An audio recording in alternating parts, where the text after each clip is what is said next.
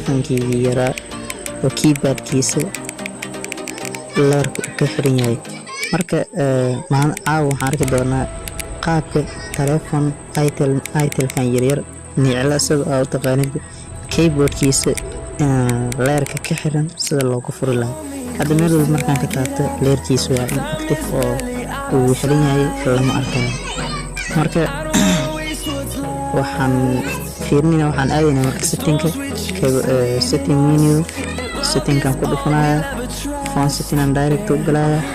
waxaan caadi u tagayaa super battery mode. waxaan leeyahay battery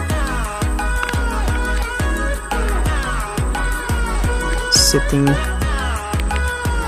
start off and then keyboard leerkiisa waa caadi.